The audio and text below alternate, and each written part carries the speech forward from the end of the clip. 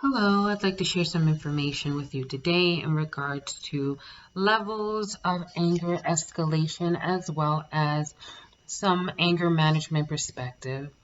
So there are a numerous amount of levels of anger escalation.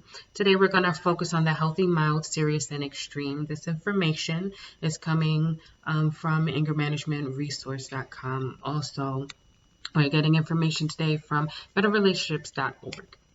So, levels of anger escalation healthy can look like you're calm and happy most of the time. You get frustrated sometimes, and it doesn't last.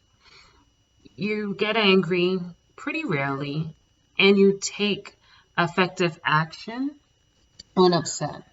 You express your emotions in an open, healthy manner. What does mild look like? Mild levels of anger escalation. You are not as happy as you want to be. You can feel irritated and frustrated often. You keep your feelings to yourself and you avoid conflict and have situations where there are concerns of anxiety. The serious level of anger escalation, you are irritated most of the time. It can look like you have a lot of battles going on within self, in your mind. You feel like a victim to actions of others. You possibly can lash out too often to the ones that you care for or about.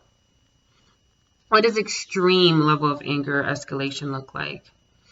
You almost are typically angry about something, most times than not. You have a negative view of other people. Your anger escalates out of control. You kind of hurt the ones that you love.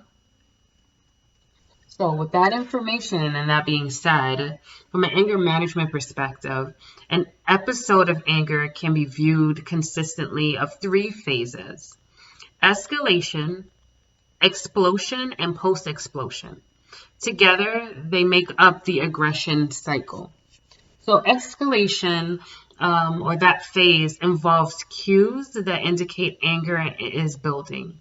These cues can be physical, behavioral, emotional, and or cognitive, which are our thoughts. Cues are warning signs or responses to anger-provoking events. These events are situations that occur daily and may lead to escalation of anger if effective anger management strategies are not used early on. So, red flags events are types of situations that are unique to you and that you are especially sensitive to. The events can be internal processes, that's thinking about situations that were angering or provoking in the past, and or external processes, which is experiencing real life anger provoking situations in the here and now present. Explosion is a phase where if the escalation phase is not kind of checked, the explosion phase will follow. The explosion phase is marked as an uncontrollable display of anger, verbal, physical aggression. This display of anger often leads to negative consequences. So one tidbit I would say is, this interests you more, please take a look at the anger thermometer from betterrelationships.org for more information, as well as seeking the support of a trained professional, whether that is a counselor, therapist, mental health professional. So the post-explosion or final aggression cycle phase consists of negative consequences, again, of the verbal and of physical aggression displayed during that explosion.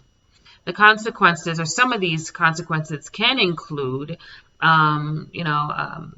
being arrested, going to jail, trying to make restitution, being terminated from employment, being discharged from a treatment a service and a social service program, guilt, shame, regret, losing communication with family and or loved ones.